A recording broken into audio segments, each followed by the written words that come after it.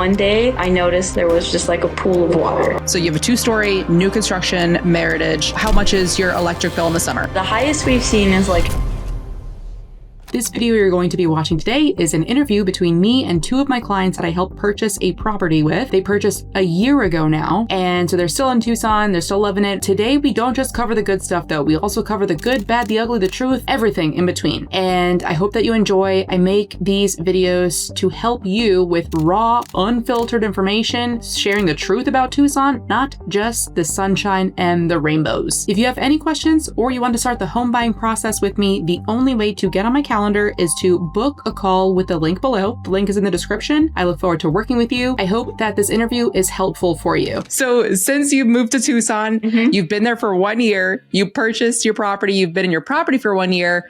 Let's start with Tucson. What do you think about Tucson so far? Well, we love Tucson. We love that everything is just so convenient. We were overseas. We were in Japan. I was there for 4 years. I was there for 3. Yeah. And just the conveniences of being in the States that you don't get overseas. If we just want to go to Target, there's options, right? If we just want to get something real quick, Tucson just has everything that we were missing for the past couple years. Right. And so it's the perfect size between like a large city and a small city. Growing up in a small city, you have to drive 2 hours anywhere. And for here, we're driving 2 hours to Phoenix for like small getaways. Great with lodge or concerts or things like that. But all the daily stuff that we need on a daily basis would be here in Tucson, and we can find it. Yeah. When I first moved to Tucson, I kept hearing Tucson is a small city of 1 million people. I heard that over and over again. I was like, they're right. Like it really is like a small city, but like a lot of people. Yeah. Nice. Would I don't want to, for your privacy, I don't want to give a lot out, but in the area that you chose, because one of the biggest questions that people have when they're moving to Tucson, they're like, where should I buy? And as a real estate agent, I cannot steer. I'm like, which is so opposite of what my job was in the military, where that was my sole job, was to tell people where to go, where not to go.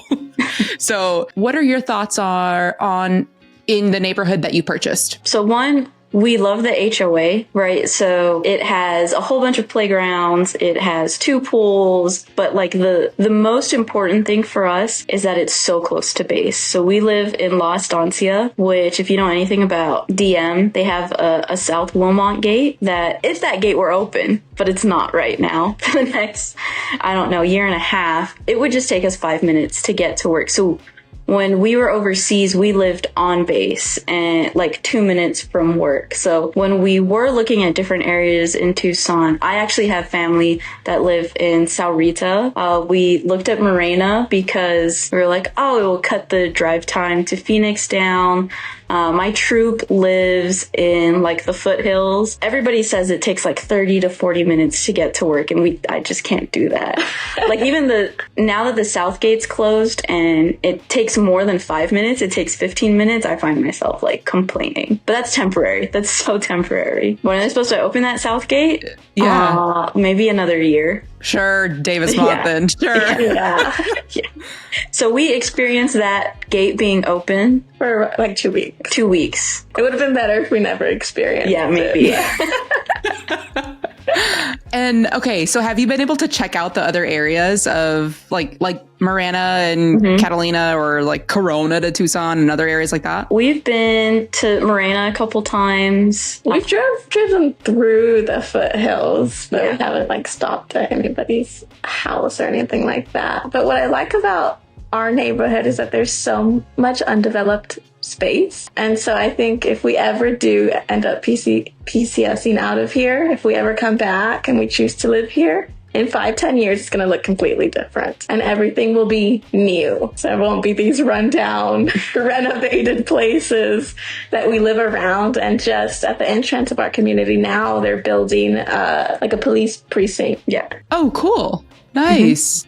I didn't even know that. Yeah, it seems to be like that Tucson is growing very much more south and west right now too. But yeah, a lot of focus on the south. That's definitely going to look different. And at some point, they're going to have to start dividing up Tucson, I think. Like Tucson is just going to be like all like south of Phoenix is going to be Tucson to the border. Yeah. Have you guys, I remember when I when I was still active duty, whenever the like my coworkers, commanders, superintendents would have like holiday parties or like Halloween or anything like that, they would invite us over. And they would either be like way down in Sahuarita or way in Corona to like the Tucson, or like up in the foothills. And it was just like, depending on where in Tucson I was living at the time, I'm like, it's going to take 45 minutes just to get there. Yeah. Like, that's crazy. Have you found that? Or like, do you know where your coworkers or like commanders or whatever live? I personally don't. I know where one of like the Airfield manager lives, and she lives up in the foothills. Yeah.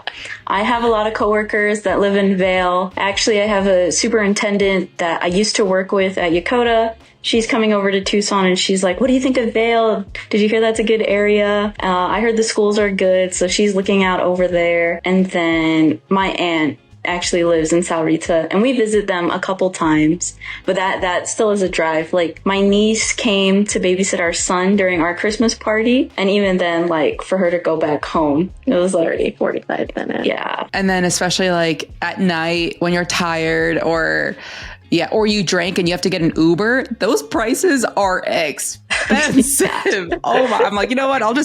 Where's the nearest bedroom? I'll sleep in a bathroom. That's why we got the Bartesian there. Okay. We're not going out to other people. Yeah, no, I hear that. I've said that in a couple of my videos too. I'm like, choose your location wisely, because if your friends live across town, you're never going to see them. You're going to lose them as friends. I think when we first visited my aunt who lives down there, and because they have a really nice like community. Yeah, they have like a water park down there for their pool.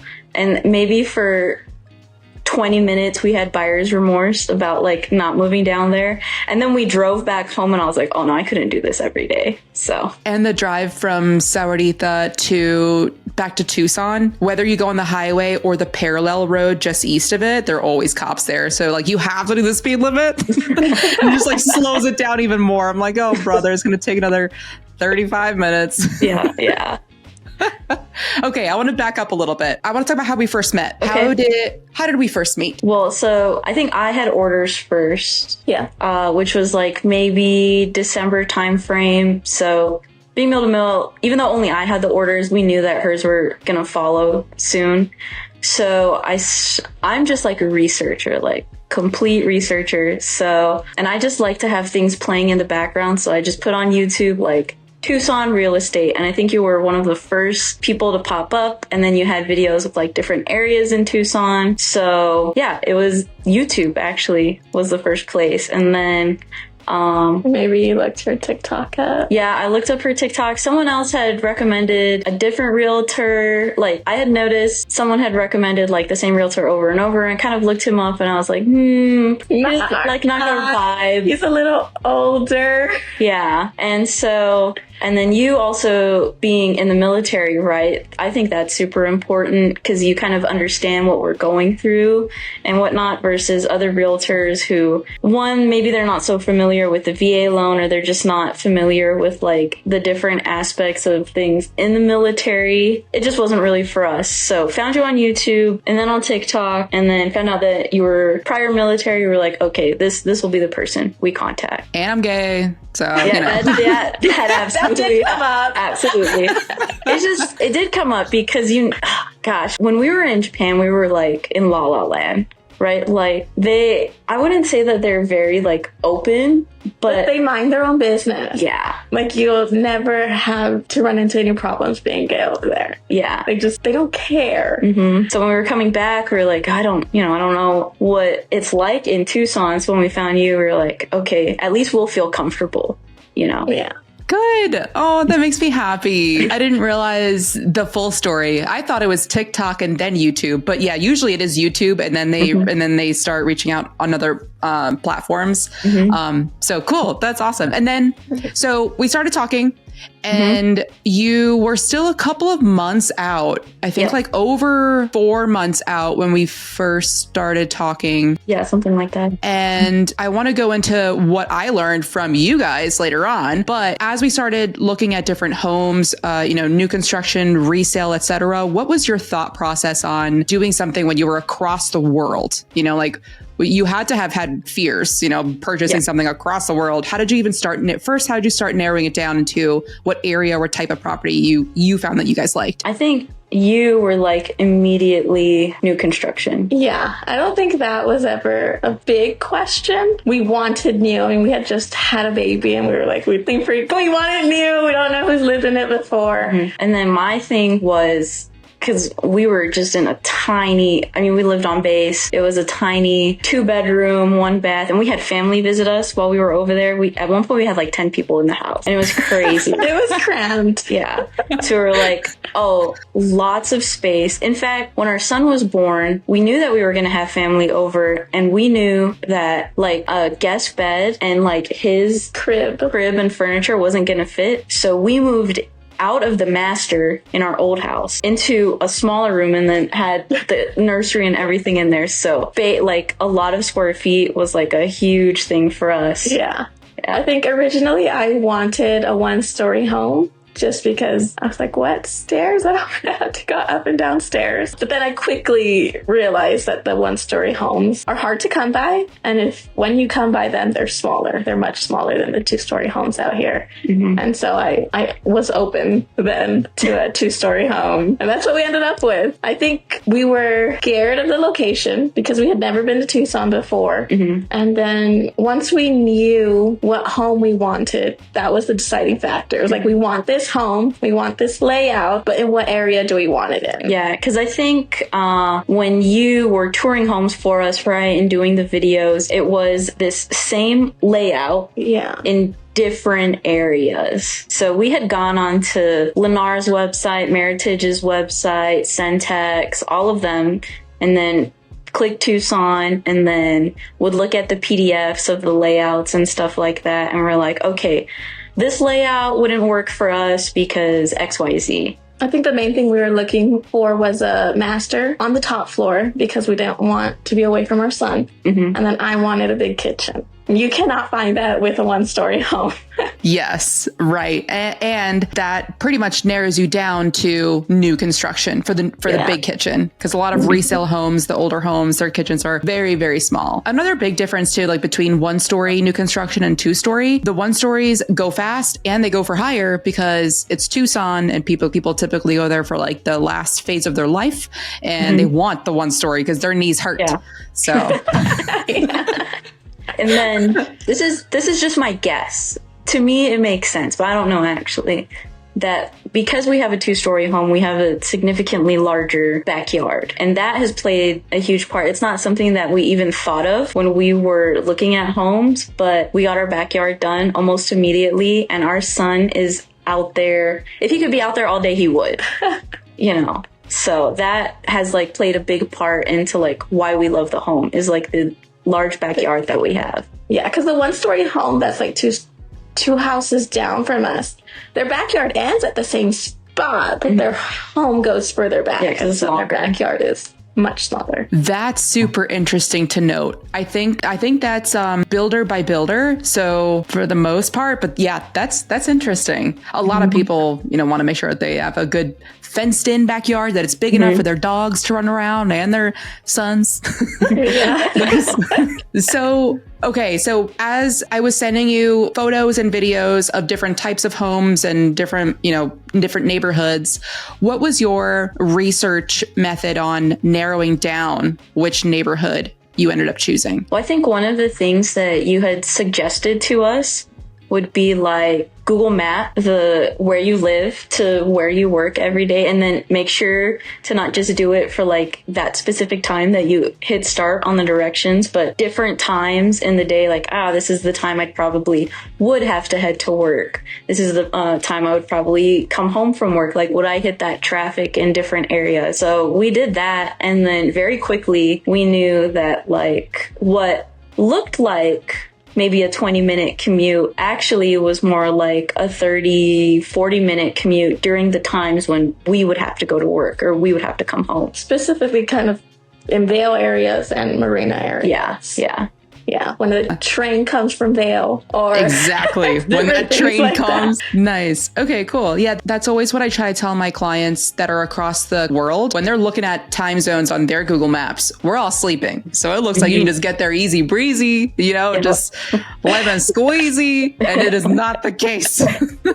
So being in La Estancia, let's talk about the train. Have you heard any noises at night, or is there something that you didn't expect, or I don't know, anything like that? I don't think I necessarily pay attention to the noise of the train. I mean, if we're outside with our son, I think I notice it. I sleep like a rock, so I don't hear it at all. But our family has said it.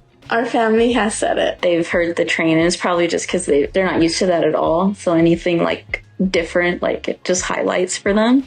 Maybe, yeah. If we do, whenever the South Wilmot Gate does open, I think during those 2 weeks, maybe we run into the train once or twice on the way to work or on the way back. And that's a long train. Like, it is a long train when you wait. That's a long train. I know. And you always seem to get caught in the beginning of the train too. You never get there in the middle of the train. You get there and you're like, oh no. No, but it hasn't been an issue at all. Awesome. Yeah. Cool. That's good to hear. I hear that same comment from others too. And I don't know if it's like people maybe are just getting used to it, or or they knew that they are kind of on the heavier side, on the sleeping side. So they're like, if there is a train, that's okay. It's not going to really bother me. I'm curious as to where your family is from, like what kind of environment to where they hear the train. So that way, when other people are thinking of that area, it would matter where they're coming from if they hear the train. Well, her family's from Guam. I don't even think they have trains out there. Oh yeah, they don't have trains there. But that makes a difference. What's that? But they live in Orlando now, kind of like Winter Garden area. And I feel like they don't live in a retirement community, but it's like a fake retirement community. So it's very quiet there, I'd say. And then my parents live, they're from San Antonio, from Texas. And their community is an older community. Yeah. It's not new construction. It's a lot. I don't think there's like anything around. It's just quiet. Yeah. Okay, no nice. Nearby or anything like that for either of us, for either of our parents. But we also, maybe we don't notice it either, because actually on base at Yokota, there was a train that went through the base, like right by our house. So maybe that's it. Maybe we're just used to it. Whoa, that's so interesting. I've never been to Japan. A train right through the base. That's kind of crazy. Interesting. I think it's like people joke that like, because there's curfew there. So like if you're going to miss curfew, instead of going through the gate, you should like go on the train tracks. Oh my gosh, that's brilliant. Super dangerous. Don't recommend. No, don't recommend.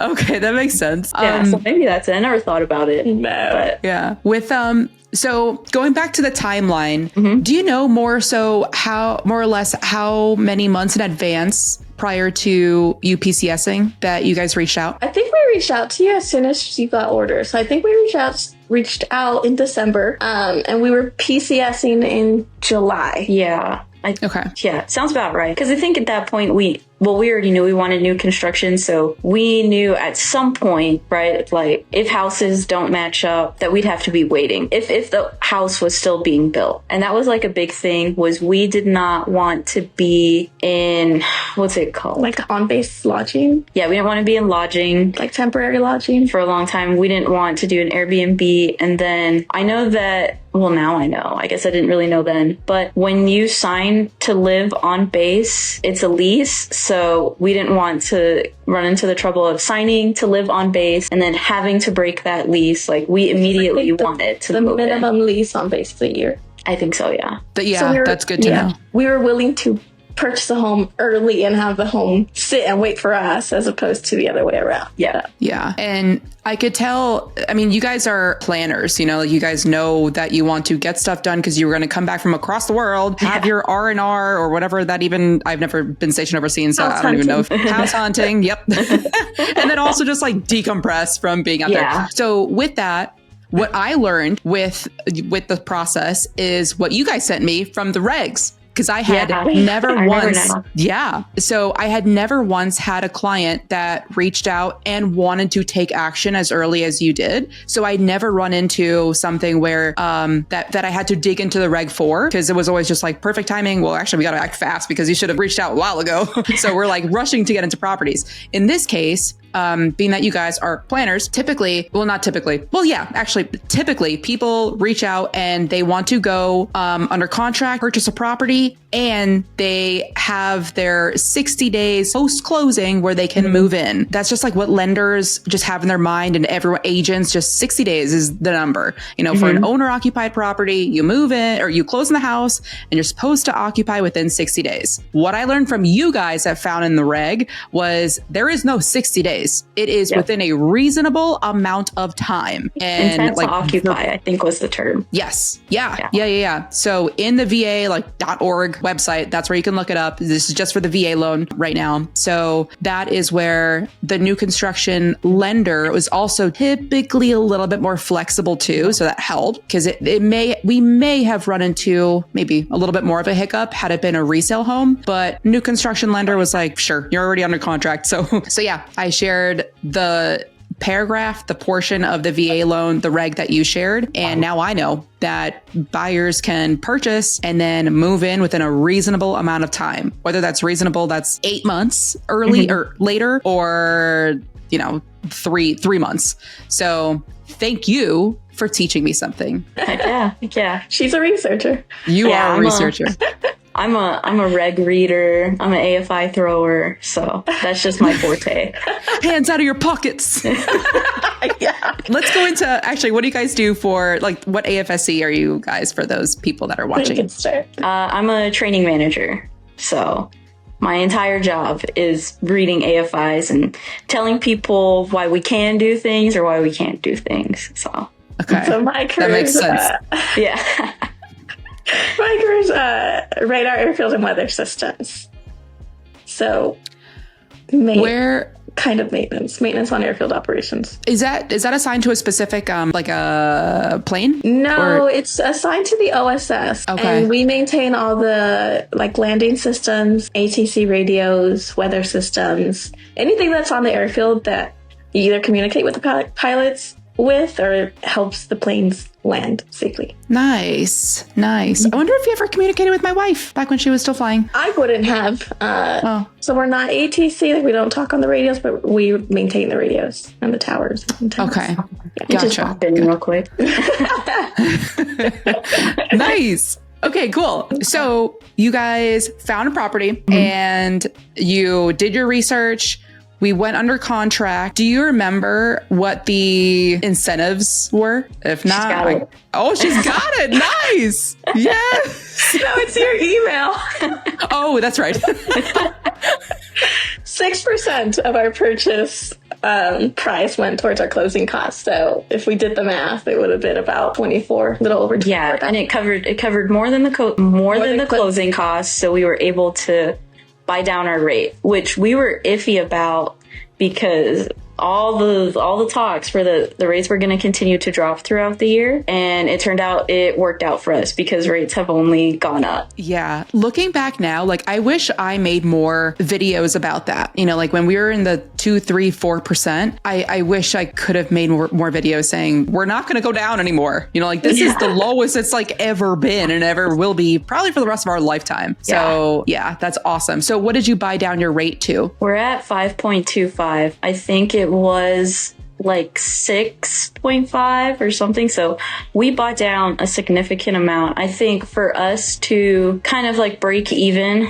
on it. I mean, it's not even breaking even at that point because it was with the incentive, but we'll have to hold on to this loan for at least 5 years to really see the benefits. I like that you mentioned that. Not a lot of people realize buying down the rate, there's a break even point. So the amount of money that goes into it, say it's just for easy numbers, $10,000 to buy down the rate, at the amount of savings that you have every single month, add all that up. And then once that equals the amount that you have purchased to buy down the rate, that is when you're at that break even point. So if anyone has that's watching this video right now is considering buying down the rate because the rates are right now at like 7 and change or high sixes, it's worth asking yourself, how long are you going to keep the note, not the house, the note? So yeah. Okay. With that, my next question is, with having lived in your property for almost 1 year, right? Because you closed in April. Yep, closed April. The builders all have a 1 year inspection. Warrant. Yeah, the warranty. So in case you haven't done it yet, reach out to the builder, get your 1 year checkup. They know what they're doing. So that way they can come out and finish and fix everything before the 1 year warranty runs out. The first year warranty is the strongest warranty. So take advantage. Have you guys already scheduled that? So we actually just had a third party home inspector come out. And so she gave us the report, and we were on the portal last night about to upload our claim. So we didn't finish that because I guess they don't take files from third parties. So we have to update or upload it one by one. Claims, yeah. So.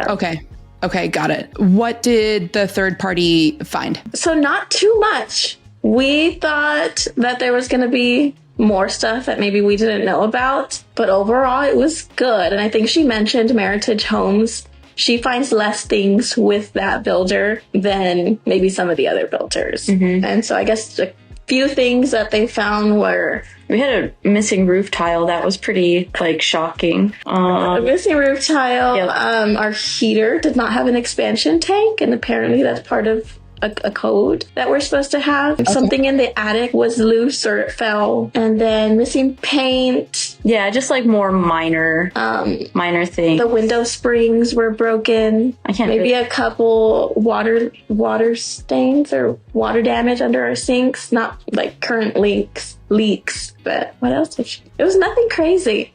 Yeah, I mean, and then maybe just missing caulk on one of the bathroom sink areas, which I had seen already, but she had taken the picture, but there was nothing crazy at all. Yeah, we don't have any what do they call the things on the roof that people find where it's the nails are coming down? Do you know what I'm talking about? I have no clue. Some people around this area have noticed that their nails the beam, is that what you're talking about? Maybe the nails are detaching from the beams and you can see them poke holes in their roofs. Yeah, so luckily we don't have that. We don't have cracked tiles or... Yeah. Oh my gosh. Yeah, so that's one of the reasons why we hired someone too, because we have no clue. People were finding crazy stuff on our Facebook community page. They had, what was the thing that they had? Someone found pebbles in their faucet. Oh yeah, rocks trying to come out from the kitchen sink. Yeah, that was crazy. What? Wait, on a new construction or a resale home? A new construction. And that's within your neighborhood? Yeah. Dang. Oh my goodness. Have you come across on TikTok a guy and a home inspector on new construction by the name of Sai or whatever? I do. He's up in Phoenix. I don't know if he's still licensed or if he took his license down or whatever, but yeah, I'm glad that you got a third party. Always recommend third party inspection. What is that process like? So you paid for the third party inspector. Now you're taking the clips of each of the items that you found and uploading it to the portal, right? Yeah, right. So she is only allowed to provide what she found to us. She can't herself, I guess, put a claim in or document her findings elsewhere. And so then it's up to us to file that with the warranty. Yeah, with the Meritage warranty. Okay. And then do you have to upload all of that before the 1 year is up? I think so. Yeah. Do you know what the timeline is to get a response? We've had maybe one or two other things where they've come and they've fixed it, and it's not quick. No. I think they book out a month, maybe 3 weeks, 4 weeks later, because I don't know if all their guys the paint guys or the plaster guys all work in this neighborhood every week. And so like, oh, the next time my paint guy is coming is not until 3 weeks out. Yeah. And none of it, like all of it is during just like regular work hours. So like 8 to 5, which is our regular work hours. So if for some reason, like we can't take off during that time, well, it's like, okay, now we have to push it again.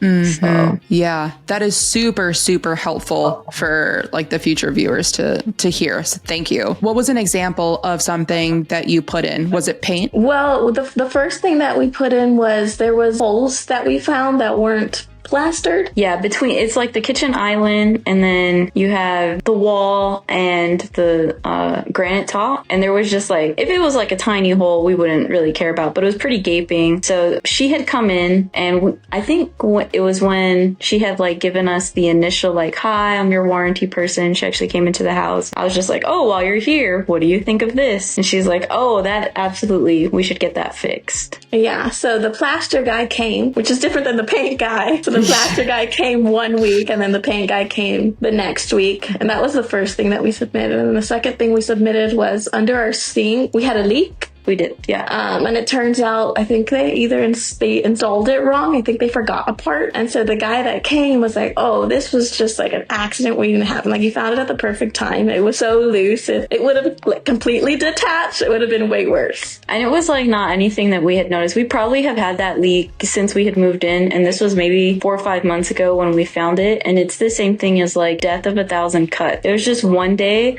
I opened the bottom and I noticed like in the corner, there was just like a pool of water, and I couldn't see anything at all. So I just put a bowl under the pipes, and then the next morning woke up and there was just like a little bit of water. So it's just, yeah, it was like a tiniest leak. Yeah. But the pipe was almost going to detach because it was installed. Mm-hmm. That is super, super good to note that a lot of times people go or think that they want new construction because they think it's a higher quality or higher durability. It's not always the case. And there are errors here and there. And, just follow this Sai dude on TikTok and you'll see what other builders are doing. But yeah. So how long did it take for the plumber or the handyman to come out to fix the leak? I don't think that one took as long because it was more like emergency. Yeah. Okay. Like a couple days? Maybe a couple days, not more than 2 weeks. Okay. I would say. Yeah. Maybe the next week. Okay.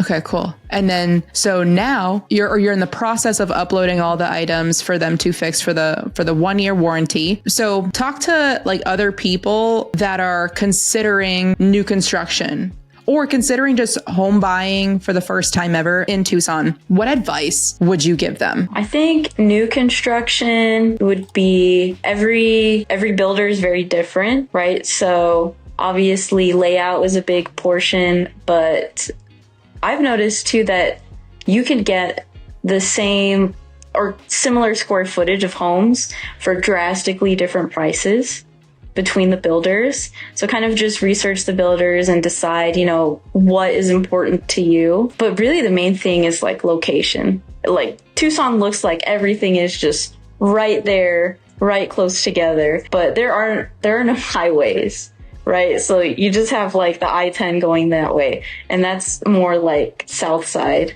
So if you want to do anything up north, just know you're gonna hit like 12 traffic lights. But in regards to builders, I'd say we've been very happy with Meritage. Yeah. And then to hear the third-party inspector say that she finds less things with Meritage homes, and although she found things with ours, I can just imagine the things that she's finding with other builders. Oh, they should pay you. They should. I'll send that clip to them. There was something to, I guess the way Meritage does their insulation allows for more home efficiency.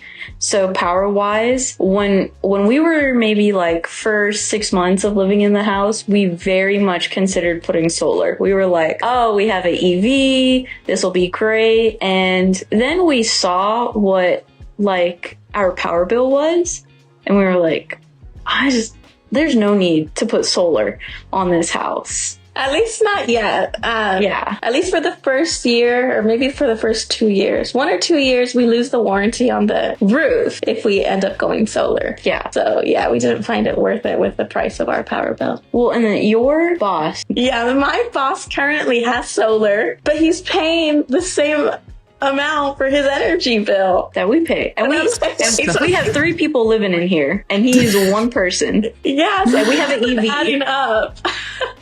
So many people buy solar thinking that they're going to save money, and then they just get another loan. Like, yeah, you save money on electric, and now you have the loan, which is costing the same amount. Can I ask how much so you have a 2-story new construction Meritage.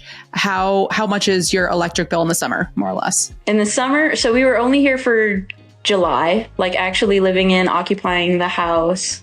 So the highest we've seen is like $230. He's been $270. $270? I think $270 maybe in August. But 200 like was good. Average now, it's like $220. Yeah, and then the past maybe 3 months, it's been like $180, less than $200. The past 3 in the winter. She's not believing me, but I looked at this the other night, and it is definitely that. She's the researcher.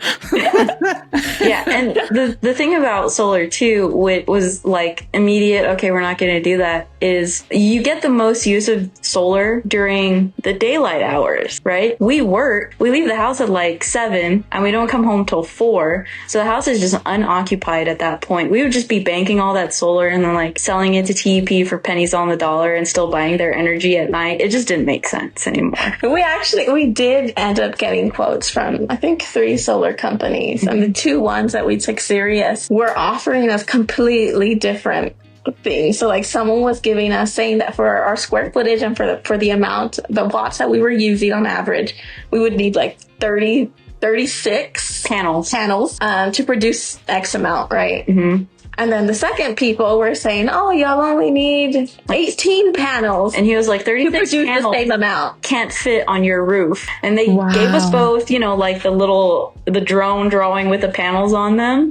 And then me being the researcher I researched the actual panels that they were trying to sell us. Like the what do you call it? The width, the height and the width. And I was like, mathematically, we can't fit this many panels on the roof. Yeah, and they all the specs of the panels, they were different panels, but all the specs matched up. And we're like, how is this many panels producing this many wattages when this many panels is producing the same wattage? Like, it's not adding up. And so we stopped. Yeah. We contacted both of them and we said, hey, this person is saying this and this person is saying that. And they both didn't back down. Yeah, they're like, I don't know how that person is saying that you'll be okay with 18 panels.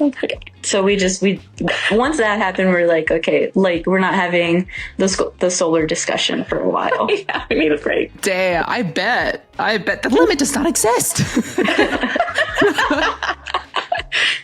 Wow. Yeah. There are some aggressive door-to-door salesmen in Tucson that are trying to sell their solar, and I think it's annoying. Yeah. So but super, super good idea in waiting for your roof warranty to, expire before you start messing with it. A lot of people will buy a house, new construction with the warranty, and then just slap solar on there, and then it can void the warranty. So read the fine print before you do any of that. I'm not talking to you guys. You guys already do that. I'm talking to other people right now. So what's next with your Tucson journey, with your hobby journey, like while you're in Tucson, what's next? Still feel like we have so much left to explore. At least it is very kid friendly. I gotta say that, right? There's always different activities to do with our son. But I don't feel like we've done enough with him. I mean, we've been to some parks and we've been to the zoo, but we haven't taken him to the Children's Museum or Wild Cats, or haven't gone to Mount Lemmon yet. Yeah. So I feel like we've more so been exploring the food. Okay. What's your favorite restaurants? Miss Saigon. We love Miss Saigon. Baja Cafe for breakfast. We take everybody who comes to Baja Cafe for breakfast. Noodleholics. We're big on different ramens and noodles and things like that. It's way different than what we would find overseas, but it scratches the itch. Yeah. Definitely. Have you guys tried Tumerico or their sister restaurant, La Chaiteria? It's out on the west side. No, I don't think I've heard those now. So small, not really hole in the wall because they're kind of like their standalone spot, but La Chaiteria is my favorite. Favorite. Everyone there is so nice, and the food is like, it's like a healthier Mexican, but it's not like Mexican. It's different. It's healthier. Everyone's like treats you like their daughter there. It is so welcoming. Highly recommend. It's gonna be a drive out there, but it's worth it. Okay. Good. Yeah. I'm glad that you mentioned that you haven't been up to Mount Lemmon yet, because as a thank you for coming on to this podcast to help others with their decision, and as a gift for 1 year homeversary, I want to gift you something. It's called, have you guys heard of the Mount Lemmon or U of A Observatory? Yeah, I have. Okay, I have. That's why the streets are so dark. Yes. Street lights. Yes, because Tucson is so big into the like stargazing. Yeah. They have tours up at the very, very top of Mount Lemmon, and it's at night, kid friendly. Well, I mean, it's not like they don't not allow kids, but like this might be a date night. Okay. Because I don't think that it's not like oriented toward kids where as long as the kids can like understand like when they're looking at the telescope. Yeah. I think it's a little too small. Britt and I went maybe like 2 years ago now, and we loved it. It was like super cool to see how the U of A is like just so like leading in like the studies of like the planets and like the Earth's like rotations and like asteroids coming and like what happens when asteroids come, because there are asteroids that are like coming and they fuse it up or blow it up or whatever. It's like, I don't know, I totally nerded out. I thought it was like a pretty cool like date night, and so I want to gift both of you and buy your tickets for the observatory at whatever date works for you. Oh, thank you. That's nice. Very sweet. That'll be lots of fun. Yeah. It was cute. They also like provide dinner, but bring your own food. It's all right. It's a sandwich, whatever. Thanks for the invite. Yeah. No, but thank you. We really appreciate that. It'll be fun. Yeah. Send me photos, because I don't know. I enjoyed it a lot. It really depends on what night you go to, like depending on, so you may want to do some more research. Yeah. How clear it is, and like where you can even look out to. So like, clearly I didn't learn too much, but it was like a lot of fun. We'll do the like research. Terminology. But it was like, yeah, depending on where you guys are like geared toward and like what time at night you could see. So if you're looking for like a specific constellation, and if it only shows at like 7 p.m. instead of like 10 p.m., if it's cloudy at 7, then you're not going to see the constellation that you want to see. But anyway, yeah, let me know. I wanted to gift you guys this, but you have to book the date first, and I don't know what your plans are. So let me know what dates you have available, and I'd love to book it for you as a thank you, and a congrats for your 1 year. Thank you. You're welcome. Any last pieces of advice or warnings or tips or anything to people moving to Tucson? Well, now that you brought it up, the streetlight thing freaked me out when we first came here. So just be aware there's no streetlights. So I like to go running in the morning, and it is pitch black. So you got to invest in like the little running light, or if you're out with your kids or whatnot, going to the parks, just know it's completely dark. Yeah, I don't know what we were expecting for our backyard before we got here. I don't think we had been warned about it being completely dirt. That there wasn't going to be any grass. But it was completely dirt, right? And we hadn't necessarily had money aside to get that backyard done. But that's a piece of advice that I'd give. Yeah. If you have pets, or if you want a nice backyard, if you have kids that want a nice place to play and put a playground and things like that, start putting money aside to get your yard done. I could say that our quotes ranged between $6,000 and probably $12,000 to get our backyard done. With turf, or what were the quotes for? Turf and pavers. Turf and pavers. Yeah. We extended our patio out maybe 6 feet. and then had an area for, what do you call it? A future fire pit pavilion type area. Yes. Right now it stores Power Wheels. I think that area is like 10 by 14 and the rest of it is turf. Okay. Yes. Awesome. Thank you for mentioning that. Yeah. The only time you'll get a backyard, like an already done backyard, or for the model homes, and therefore you're paying significantly more. Yeah. Not only for the backyard, but also because the model homes already have the highest finishes too. So everything is more expensive there. Well, it was nice seeing you both. Bye. Thank you.